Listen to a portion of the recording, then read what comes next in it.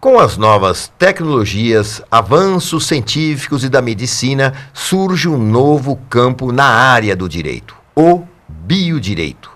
Sua abrangência no campo do direito de família, na medicina e direitos do paciente, com relação ao seu tratamento e à preservação da dignidade humana, levaram a um questionamento ético e jurídico sobre diversos temas até então não considerados relevantes.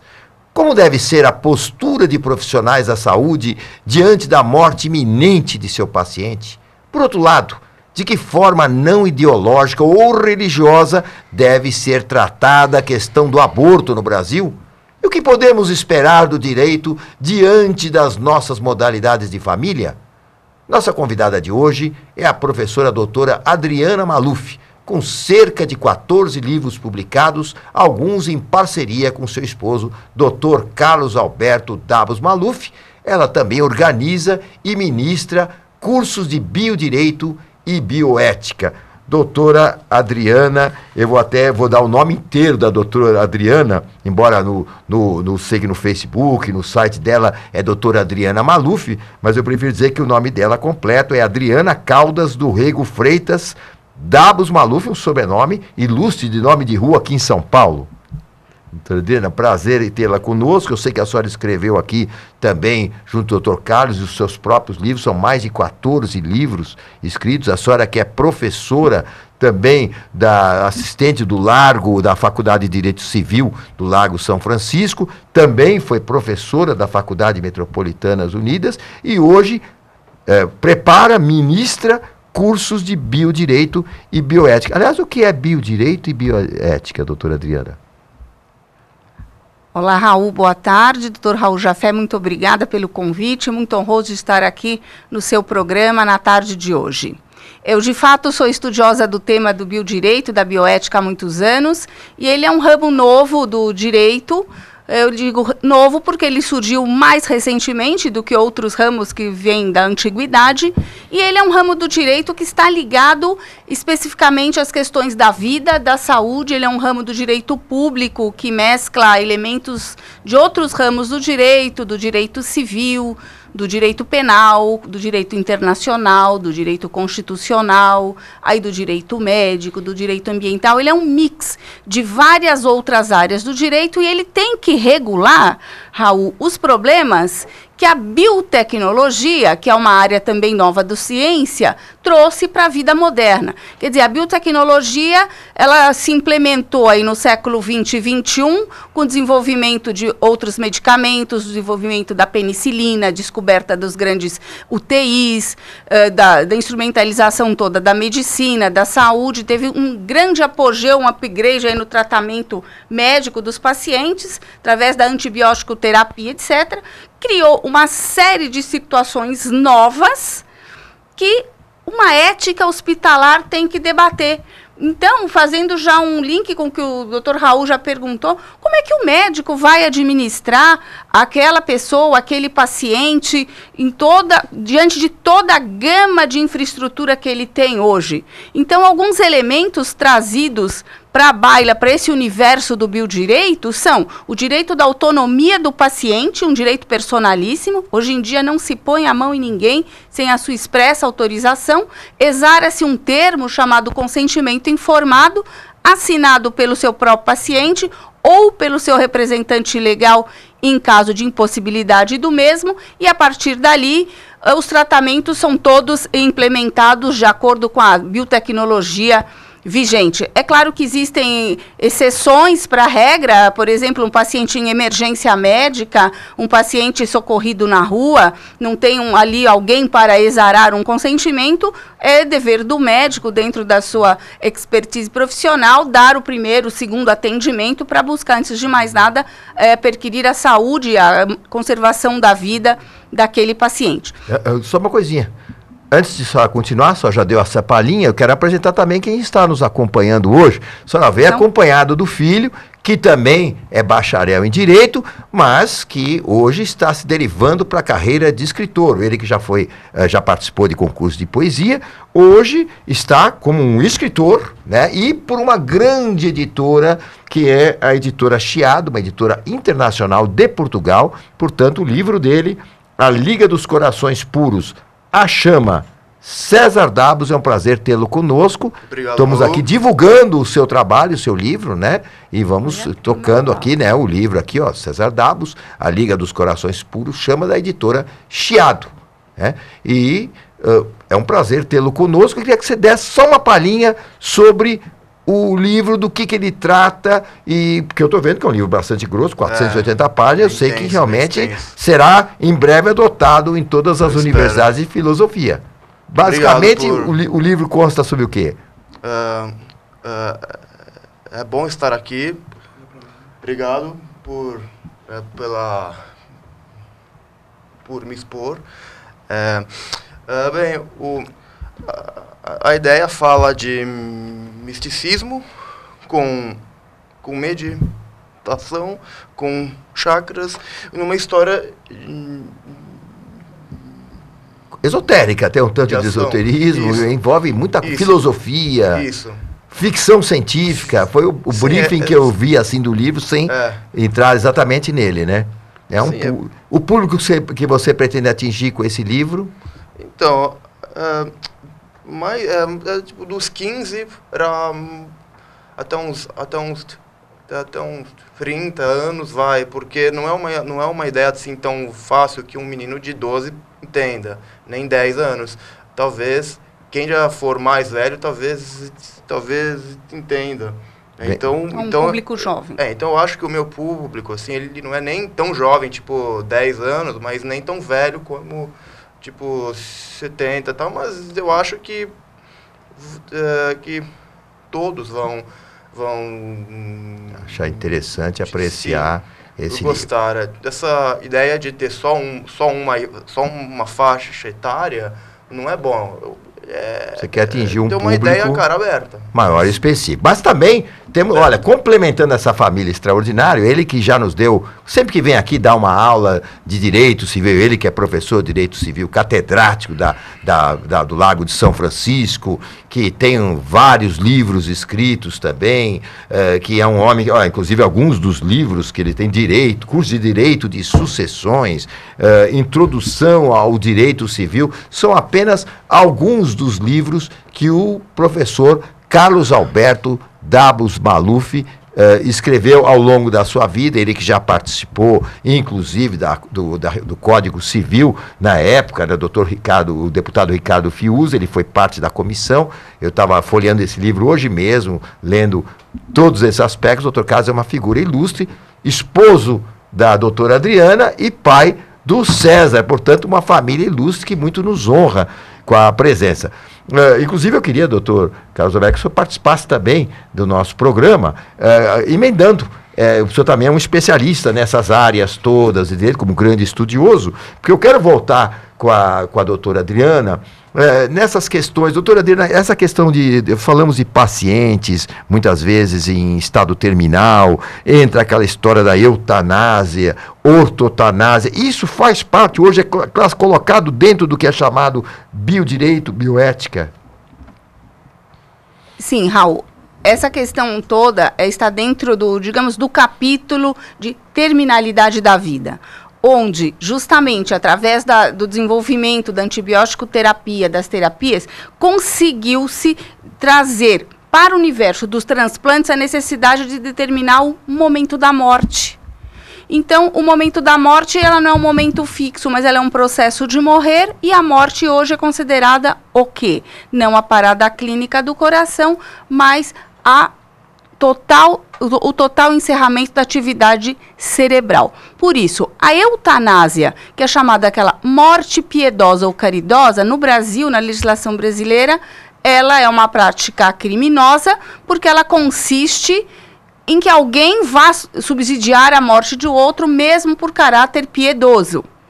Diferencia-se do suicídio assistido, onde eu propicio que alguém, também por caráter piedoso, tome aquela medicação e venha fazer o óbito. Já a ortotanásia, ela é o mote principal de toda a área médica no momento, porque evita-se com ela o chamado, ao contrário, a distanásia, o tratamento fútil. Se deixa o quê? Em vez de trazer sucessivas cirurgias, sucessivas internações, deixar aquele paciente anos a fio ligado naquelas máquinas sofisticadas de UTI. E aí a gente tem problema. Familiar, plano de saúde não quer mais pagar, leito de hospital e tudo mais. Deixa a vida correr o seu curso. E através da ortotanásia é aplicado o tratamento adequado. Depois, no momento em que o médico determinar, a partir daqui, o tratamento será apenas paliativo e a vida continuará ao seu decorrer momento, até a morte encerrá-la. E um outro elemento muito importante a ser dito, muito importante na realidade brasileira, é a mistanásia ou eutanásia social, que é aquela morte horrorosa que se tem nas filas de hospital, onde o paciente não recebe atendimento e morre ali naquela fila por falta de atendimento. É uma forma de eutanásia social que há de ser combatida aí pelas políticas públicas daqui para frente. Deixa eu só perguntar para a senhora o seguinte, o que trata esse curso? Quer dizer, vou dar um exemplo até do César, que já se formou, é bacharel. O que ele tem que fazer? É uma especialização em bioética, biodireito? Ele faz uma especialização? Essa matéria, Raul, é uma matéria nova. Ela, por exemplo, ela era uma matéria regular dentro da faculdade FMU, do Centro Universitário UniFMU. Eu era professora titular ali dessa matéria, eu fiquei ali 10 anos na faculdade. Essa matéria era matéria corrente do currículo da FMU. Ela também tem na PUC, tem na USP, tem no Mackenzie. É uma matéria nova que tem muita repercussão, porque ela trata dessa questão médica toda, direito dos animais, do meio ambiente, direito à família, transplantes, transfusão de sangue, parte toda de alimentação, alimentos transgênicos, essa parte de fertilização in vitro, a parte toda de aborto. Pertence os óvulos, tal coisa, fecundação, como ela funciona. Tudo isso, a parte de aborto muito em voga hoje em dia, a esterilização de seres humanos. Ela tem uma gama sem fim de assuntos. Consideraria como um curso complementar que deveria ser feito por um aluno, por exemplo, que nós temos aqui no nosso programa, é muito assistido por universitários, né, do ramo de Direito. E a senhora acha que é um curso que ele pode fazer já com uma complementação, quem está no segundo, terceiro ano, ou é ideal como uma pós-graduação ou quem já se formou?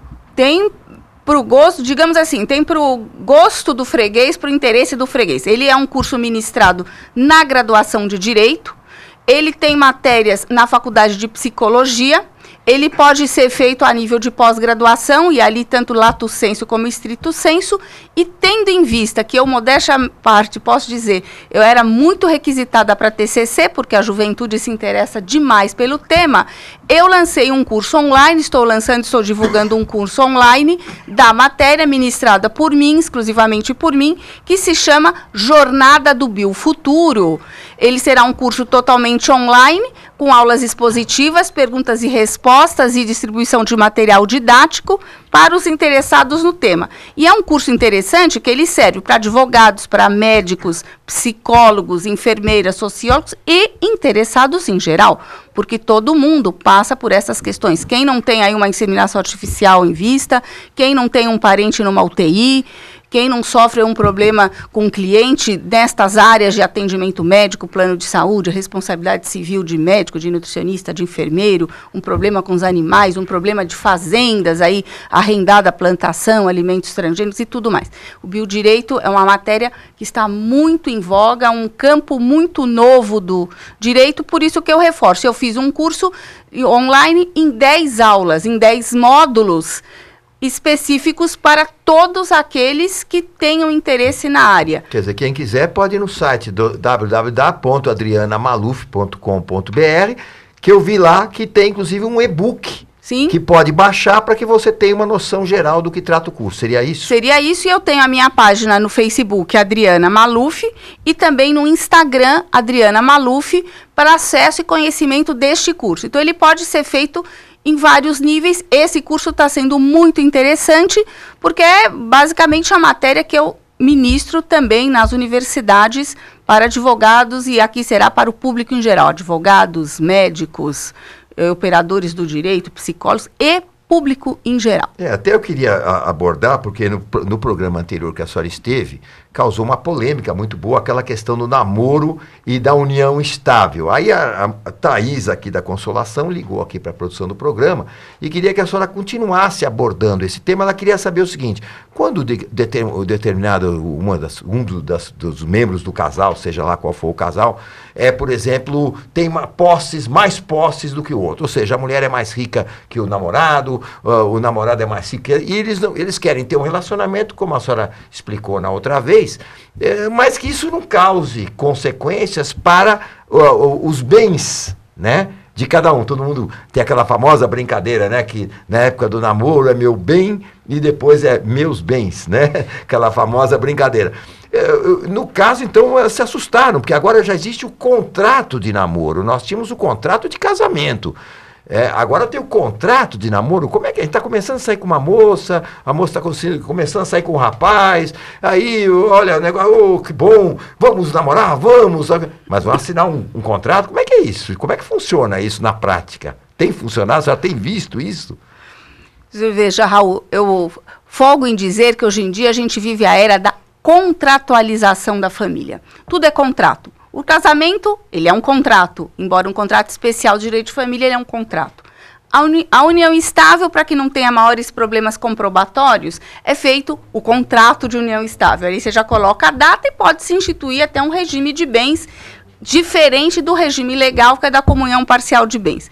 E o contrato de namoro, ao contrário, o contrato de namoro, ele não rege bens, ele não envolve regime de bens. Por quê? Porque ele não forma família. Ele quer dizer o quê? Eu não formo família com você, nós somos namorados apenas. Agora, esse contrato... Não usar o termo namorido. Não usar jamais o termo namorido. Que já pode constituir alguma coisa. Não, botou no Facebook namorido ou namorada.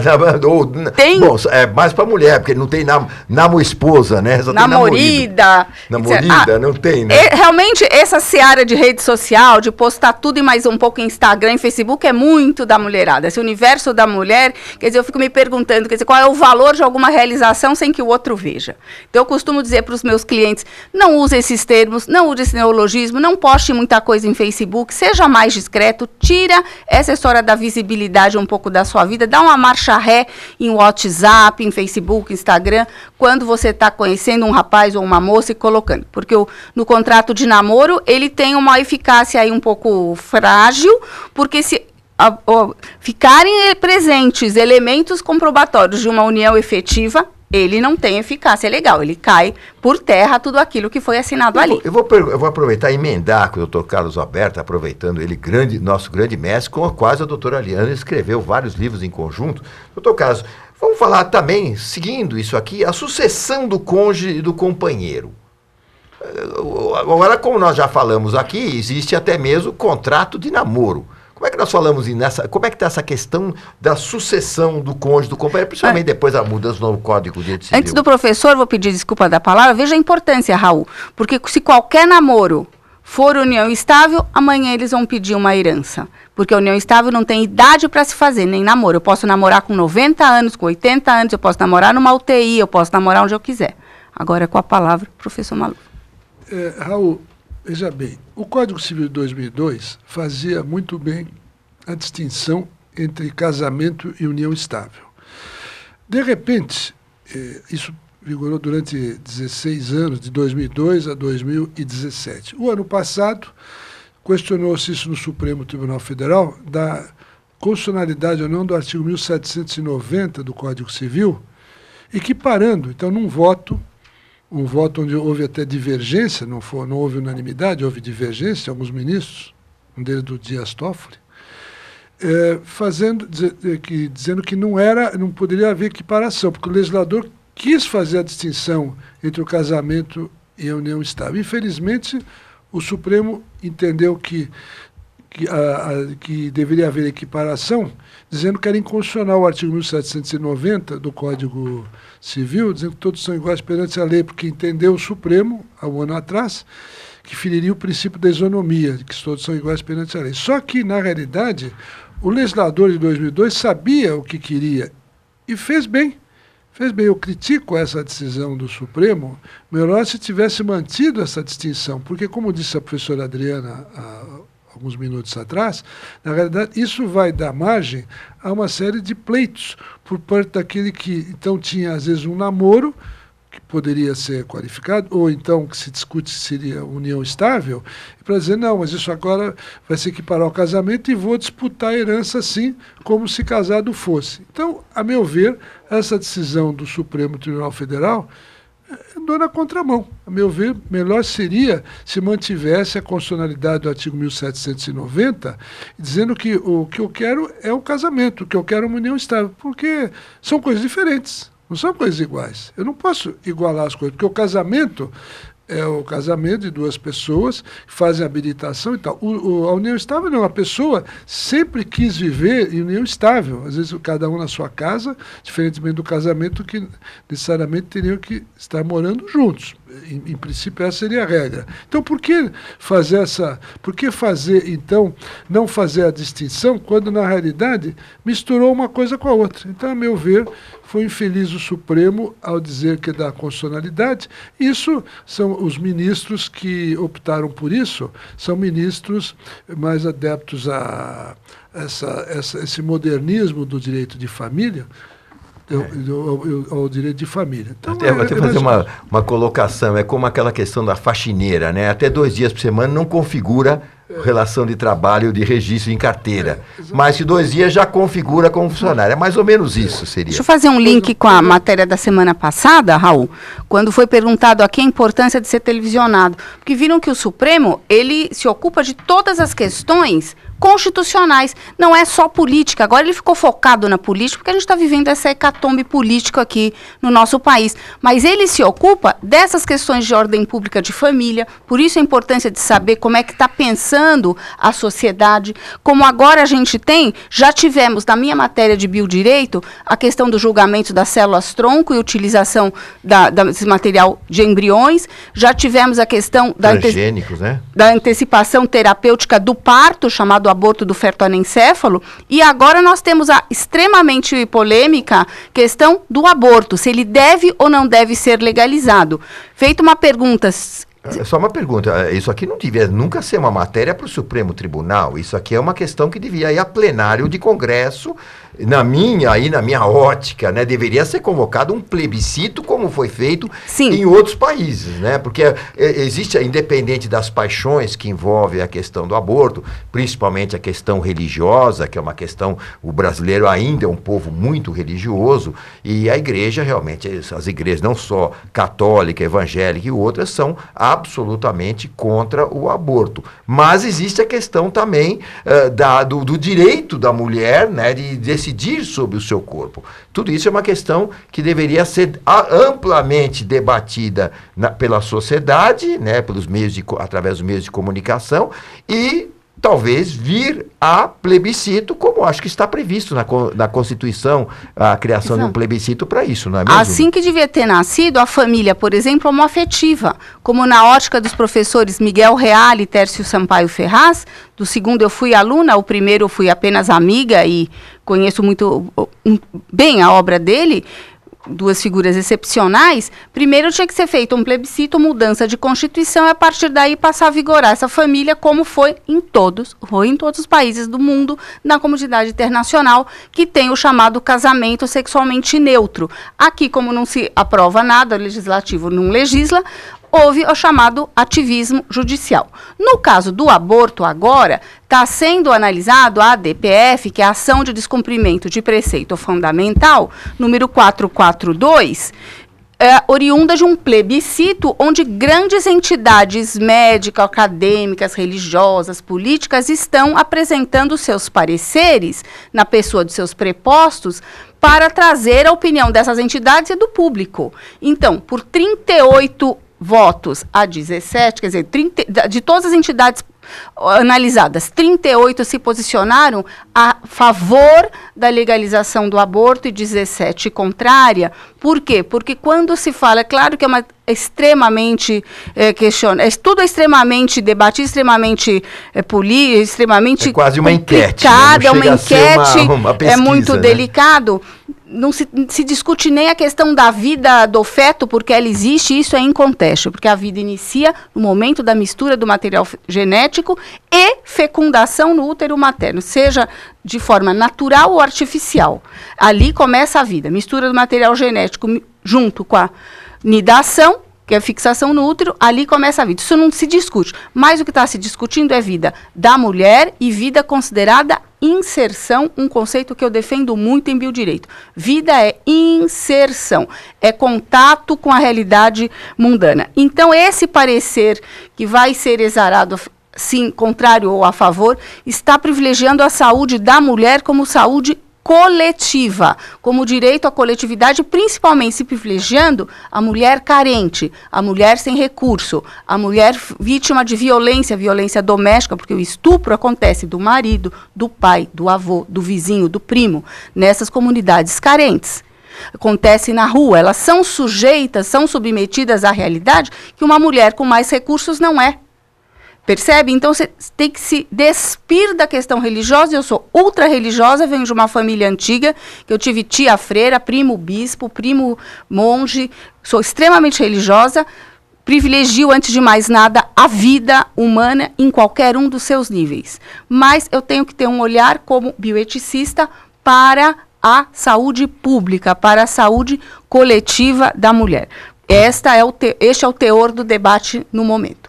Quer fazer um complemento, doutor Carlos? Nós já estamos no encerramento quase do nosso programa, mais um minuto. Só em complementação, concordando com o que disse a doutora Adriana, realmente essa questão de que envolve saúde pública, claro que a vida em inserção e desde a concepção não se discute isso, porque, veja, essa matéria, essa discussão é antiga. O Código de 1940 já dizia que era permitido o aborto naqueles dois casos, né, de estupro, ou quando corria risco de vida para a mulher. E agora, recentemente, a questão da anencefalia. Então, nesses casos, evidentemente que nesses casos tem que haver o aborto, porque já com o avanço da ciência se descobriu essa questão da anencefalia, mas o Código de 40 tem quase 80 anos. Ele já previa o caso do estupro e também do risco de vida para a mãe. Isso já era previsto no Código de 1940. É evidente que o aborto não deve ser visto como forma de planejamento familiar, nem jamais como forma anticoncepcional, porque é uma violência ao corpo da mulher e a essência do ser que está sendo gerado, porque o feto sente dor e a mulher também uma dor física e uma dor na alma, quiçá por toda a sua existência. Bom, é uma pena que essa discussão é enorme, maravilhosa, valeriam vários programas, mas foi muito bom ter aqui o emérito professor Dr. Carlos Alberto Dabos Maluf, a professora doutora Adriana, eu vou dar o nome inteiro, Adriana Caldas do Rego Freitas Dabos Maluf. Está aqui, nome importante de todos os lados, por todos os seus lados. E é o querido César Dabos, esse escritor promissor que conseguiu lançar o seu livro para uma editora poderosíssima internacional. O livro dele será lançado, inclusive, em diversos países de língua portuguesa. Muito obrigado e o Questão de Justiça fica por aqui.